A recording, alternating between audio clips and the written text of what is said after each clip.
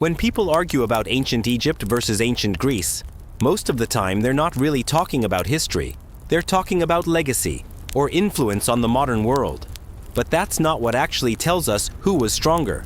Because power isn't just about big names or famous thinkers. It's about resources, military capacity, economic stability, and how dominant a civilization was relative to the world it lived in. At its peak, Egypt was a tightly organized superstate, with controlled food supply, stable prices, and regional dominance that lasted centuries. At its peak, Greece, under Macedonian leadership, created the largest empire the ancient world had ever seen in a single generation. Two completely different models of power, two completely different economic systems, and two very different definitions of strength. So the question isn't which one influenced us more today. The real question is, who was stronger at their peak, judged only by the standards of their own time?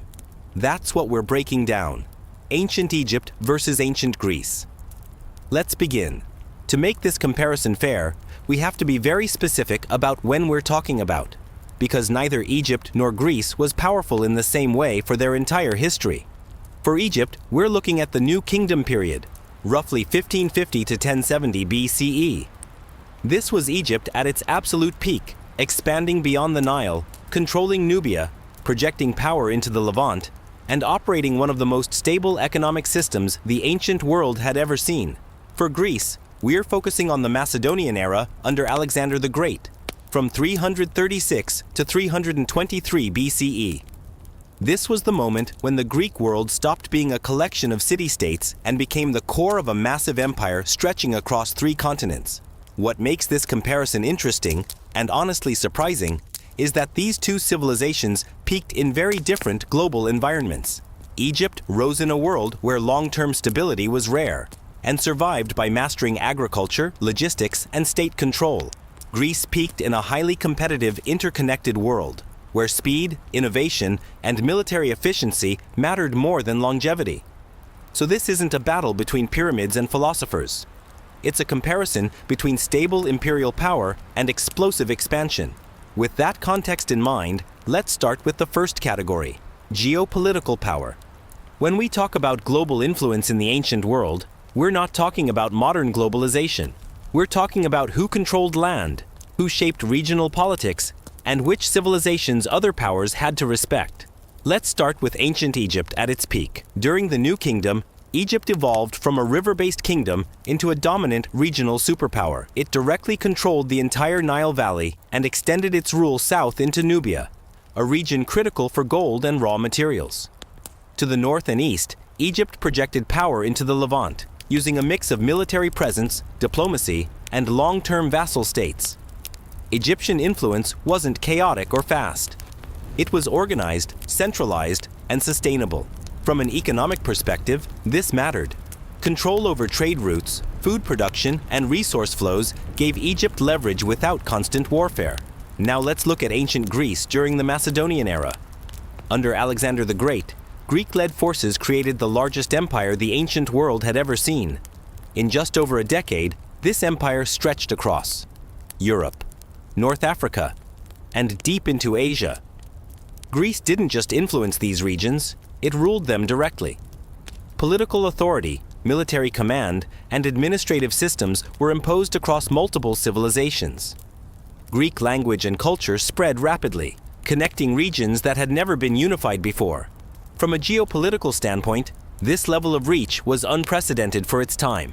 Now that we've broken everything down, let's put numbers on it. Ancient Egypt, 8.5 out of 10. Egypt achieved strong and lasting regional dominance. It controlled key territories like Nubia and influenced the Levant through diplomacy, trade, and military presence. Its power was stable and respected, but largely limited to its surrounding regions. Ancient Greece, 9.5 out of 10.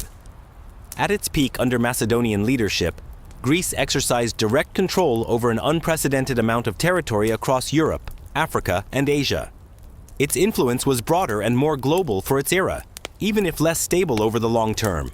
Military strength. Military power was one of the most decisive forces in the ancient world.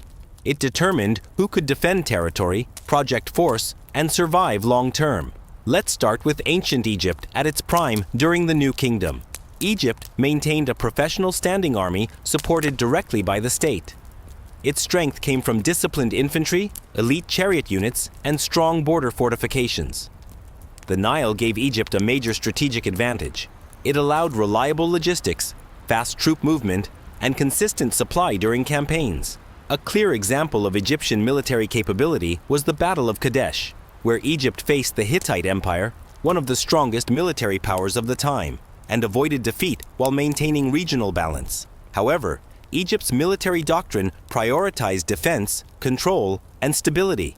It rarely pursued rapid or large-scale conquest beyond its core regions.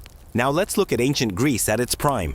Greek military strength combined Spartan discipline with Macedonian innovation. Sparta produced some of the most rigorously trained soldiers of the ancient world. Spartan hoplites were professional warriors, trained from childhood, and known for exceptional discipline and battlefield cohesion. Macedonian leadership later expanded this system. The long spear phalanx, heavy cavalry, and coordinated tactics created a highly flexible and aggressive military force. Under Alexander the Great, Greek-led armies defeated the Persian Empire, often while outnumbered, and operated successfully across multiple terrains. Military strength scores: Ancient Egypt, 8 out of 10. Egypt earns a high score for organization, logistics, and long-term effectiveness. Its military was reliable and powerful within its regional context, but its conservative strategy limits its score compared to more expansion-focused forces. Ancient Greece, 9.5 out of 10. Greece scores near the maximum due to superior training, tactical innovation, and unmatched battlefield success during its peak. Its ability to defeat larger empires and conquer vast territory places it at the top for its era. Wealth and economic capacity. Economic strength determined how long a civilization could sustain power. Armies, infrastructure, and stability all depended on wealth. Let's start with ancient Egypt at its prime during the New Kingdom. Egypt had one of the most reliable economies in the ancient world. Its wealth came from agriculture, not conquest. The Nile's predictable flooding produced consistent food surpluses. This allowed the state to store grain, feed large populations, support armies, and massive construction projects. Egypt also controlled gold mines in Nubia, making it one of the richest gold-producing states of its era. The economy was centralized and state-managed, which reduced volatility and made long-term planning possible. Now let's look at ancient Greece at its prime. Greece's economic strength peaked under Macedonian rule. Unlike Egypt, Greek wealth came largely from expansion and conquest. After defeating Persia, Greek leadership gained access to massive gold and silver reserves, tribute from conquered regions, control over major trade routes. Greek cities also used coin-based economies, which encouraged trade, specialization, and commercial growth. However, this wealth depended on continued political and military control. Without expansion, the system was harder to sustain long-term. Scores: Ancient Egypt, 9 out of 10. Egypt scores very high due to stable agricultural output, state control, and long-term economic sustainability with low volatility. Ancient Greece, 8.5 out of 10. Greece achieved enormous wealth at its peak, but its economy relied heavily on conquest and imperial extraction, making it slightly less stable than Egypt's system. Inflation and price stability. Inflation might sound like a modern concept, but price stability mattered just as much in the ancient world. It affected food security, wages, and the ability of the state to function. Let's start with ancient Egypt at its prime. Egypt operated on a commodity-based economy, with grain acting as the main unit of value. Because the state controlled grain storage and distribution, prices remained relatively stable for long periods of time. As long as the Nile flooded normally, food supply stayed consistent and inflation remained low. Economic shocks existed, such as droughts or invasions. But outside of these events, Egypt maintained one of the most stable price systems of the ancient world. Now let's look at ancient Greece at its prime.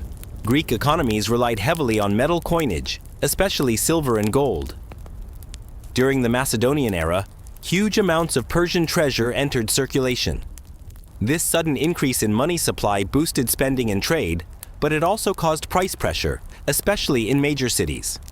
While inflation was not catastrophic, It was noticeably higher and more volatile than in Egypt's system. Scores for inflation. Ancient Egypt, 9.5 out of 10. Egypt earns a near maximum score for long-term price stability, driven by state-controlled food supply and predictable agricultural output. Ancient Greece, 8 out of 10. Greece earns a solid score for maintaining functional coin-based markets and supporting large-scale trade. While expansion and inflows of precious metals increased price pressure, inflation remained manageable by the standards of its era. Let's review for final feature. Technology level. Technology shaped how effectively a civilization could use its resources, fight wars, and manage society. Let's start with ancient Egypt during the New Kingdom. Egyptian technology focused on reliability and durability. They mastered stone construction, large-scale engineering, irrigation systems, and practical medicine. Their tools and methods changed slowly, but they were refined to a high level and worked consistently for centuries. This made Egypt technologically stable, even if innovation progressed at a slower pace. Now let's look at ancient Greece. Greek technology emphasized innovation and adaptability. Advances included military engineering and siege weapons, shipbuilding and navigation, mathematics, mechanics, and applied science. Greek thinkers actively experimented, tested ideas, and improved existing technologies more rapidly than most ancient societies. Technology level. Final scores. Ancient Egypt, 8.5 out of 10. Egypt scores high for durable, well-perfected technologies that supported long-term stability. Ancient Greece, 9 out of 10. Greece scores higher due to faster innovation, experimentation, and broader application of technology across military and civil life. Now, let's briefly explain why each civilization ends up with its final average score, based purely on performance within its own historical context. Egypt's score is driven by consistency and stability. For its era, Egypt achieved long-term regional dominance, one of the most reliable agricultural systems in history, exceptional price stability, strong, well-organized military defense. So ancient Egypt final average it's 8.7 out of 10. Its slightly lower scores in military expansion and innovation reflect a deliberate strategy. Egypt prioritized control and sustainability over rapid conquest or constant technological change. At its peak, ancient Greece excelled in military power, expansion, and technological innovation. While its economy and price stability were slightly less consistent, they remained strong by the standards of the ancient world. When all categories are averaged relative to its era, the result is clear. Final average score for ancient Greece, 8.9 out of 10. A civilization that pushed ancient power close to its maximum limits. If you have any ancient country or modern country in your mind that I can compare them logically, let me know in comment section. Good luck.